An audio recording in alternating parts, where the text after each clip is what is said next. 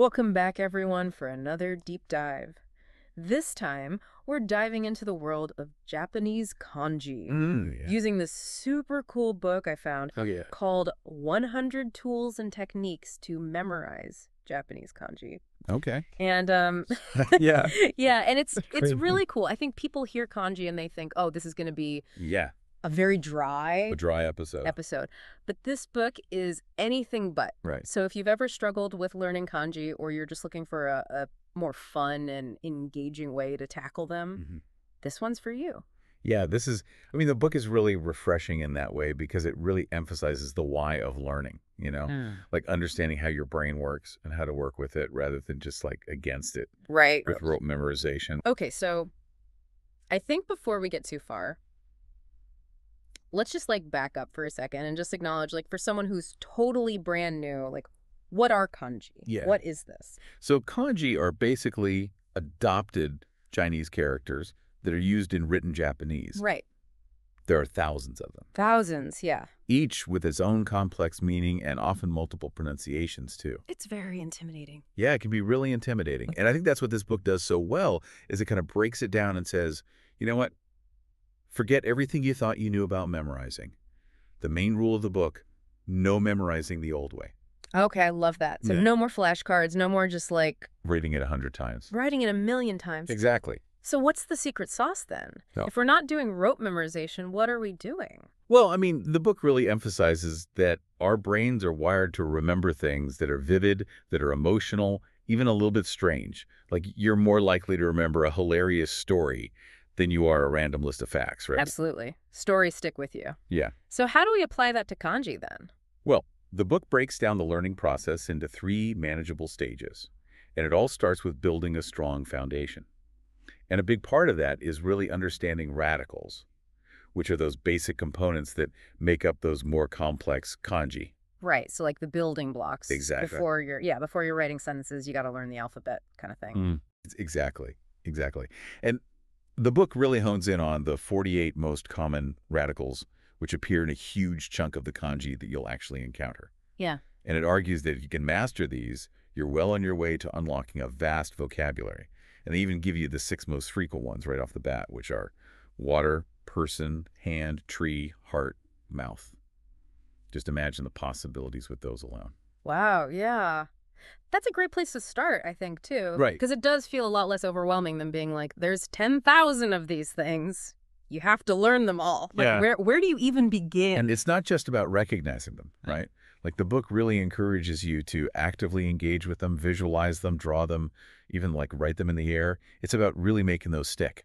Oh, that's really interesting Yeah. because it's not just visual, though. It's incorporating, like you said, writing it in the air. Movement. There's some, physical sensation and movement. Absolutely. The more senses you can engage, the stronger that memory is going to be. Okay, I like it. And that brings us to one of the book's most, I think, intriguing techniques, which is this idea of paradoxical association. Okay, yes.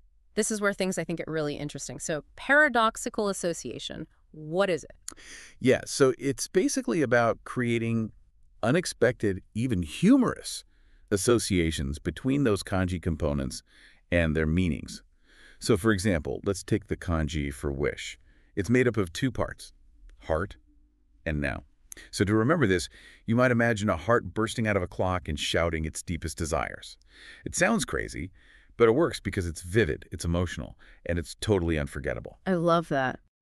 I can already see how that would make it so much more fun to study these characters. Absolutely.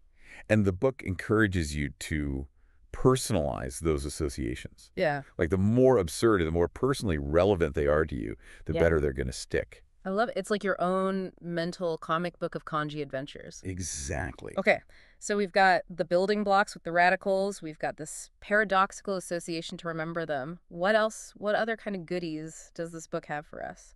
Well, one of the things I really appreciate about this book is it doesn't just stop at, memorizing individual kanji. Right. It also gives you all these really cool techniques for active learning and application. Okay. And one that stood out to me was this idea of kanji study cards. Okay, hold on. Are we talking about flashcards here? Not quite.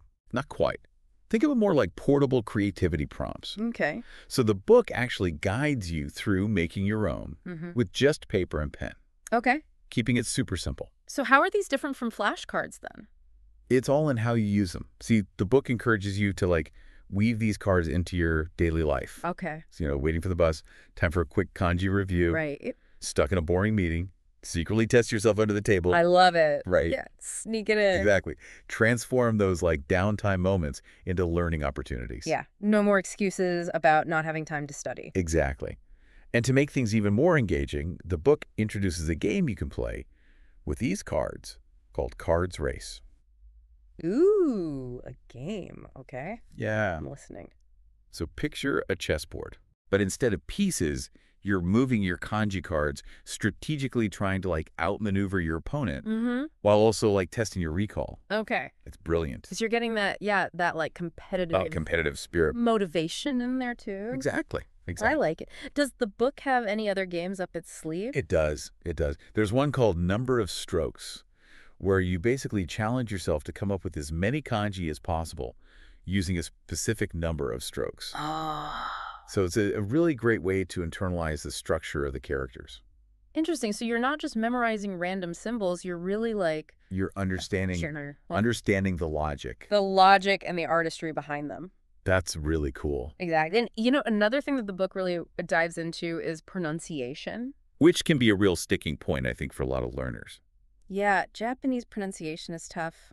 Yeah, It's a whole other beast. it really is. Oh, And it stresses the importance of like really understanding how to physically form the sounds, okay. not just recognizing them on paper. Right. So, for example, like it highlights the differences in tongue position between English and Japanese, Oh, interesting. which can drastically impact your pronunciation. I never thought about that. Right. That those subtle shifts can make a difference. And so to kind of help with this, they suggest using what I call a decoy, which is basically a word or phrase that helps you switch from your native language pronunciation Okay. to the Japanese pronunciation. Yeah. And they actually recommend using arigato Oh, as a kind of mental warm-up.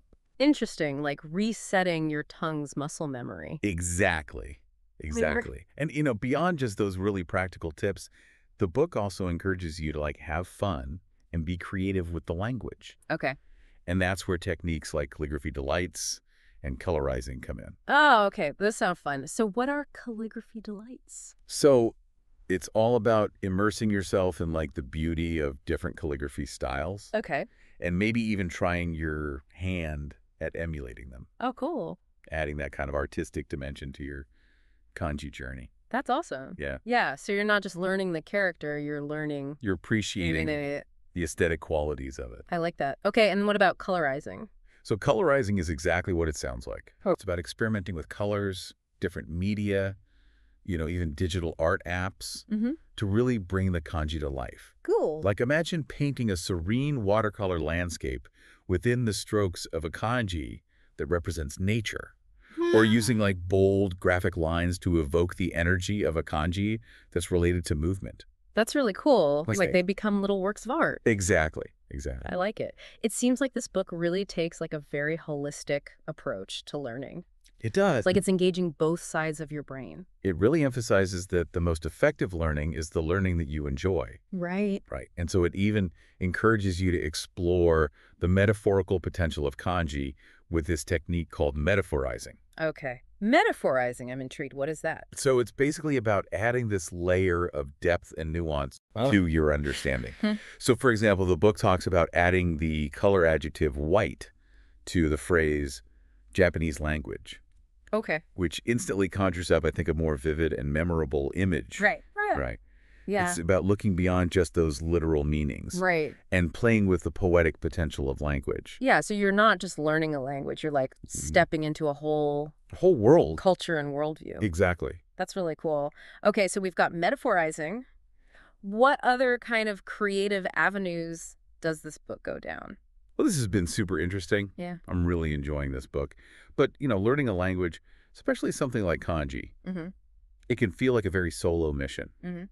So does this book offer any advice on making it more collaborative Oh, it does. or interactive? It does. It does. Hey. One technique it recommends is teaching, Okay. which basically means sharing what you've learned with someone else. It doesn't even matter if it's a friend, a classmate. your pet goldfish. Your pet goldfish. Right. Maybe they'll learn some kanji. You never know. Right. All right. But in all seriousness, even if your student never becomes a kanji master, the act of, like, explaining it to someone else Right. really solidifies your own understanding. Yeah. And it can be a lot of fun. You know, they also have a game in here Okay. called Guess It, where you basically challenge someone to decipher the meaning of a kanji combination. Oh, fun. Right? Like a word puzzle. Word puzzle, yeah. With a Japanese twist. I like it. Okay, so we've got teaching, we've got guess it. Any other, like, collaborative techniques or games that stood out to you? Let's see. Well, there's Create Them, Yeah. which takes you on this really fun trip through time. Okay. So imagine yourself as a kanji designer from centuries ago who's been tasked with creating a modern version of an ancient character Oh, cool. based on its original form. So you're not just learning the kanji, you're, like, stepping They're into stepping into the shoes of the history of the it. people who created them. That's really cool. I love that. Right. And it makes you appreciate, I think, too, exactly the evolution of these characters. So Mm. they're not just static things. static, exactly. They've changed over time. Yeah. And I think that's something that this book does so well is it blends those like really practical learning techniques Right. with those imaginative exercises. Yeah, it makes you realize that it doesn't have to be dry and boring. Exactly. It really is about finding the joy in the journey. Mm-hmm. And it even talks about like turning your learning environment Okay. into a playful exploration Okay. with this technique they call paper pills. Okay. Paper pills. Now I'm really curious. So this one's pretty simple, Okay. but surprisingly effective. Okay. You basically write down kanji on little slips of paper, Mm-hmm. fold them up, and then you hide them Okay. in unexpected places Like around your house. around your house, Okay. your workspace. And then as you go about your day, Mm-hmm. you stumble upon these little reminders. It's like you're leaving your Linguistic Easter eggs. Yes. Right. I love it. Exactly. It's like a little kanji scavenger hunt. Exactly. Exactly. That's so fun. Okay, so paper pills. I'm putting that on my list of ones to try. Definitely. Okay, what else? Oh, and then this one I thought was really cool, especially for people who are like inspired by quotes. Okay. You know, they suggest like translating your favorite quotes into Japanese and Yeah. then like writing them out in kanji. Oh, that's really cute. Right. Pretty. Yeah. Right. Like, can you imagine stumbling upon like Yeah. a beautifully written quote in kanji? Mm-hmm. Just adding a touch of like elegance and inspiration to your day. Absolutely. Right. It's a beautiful way to kind of blend that Yeah. language learning with personal reflection. Exactly. Yeah, I like that. And, you know, for people who are more visual learners, they also talk about like image-based dictionaries, Right. which are fantastic Yeah.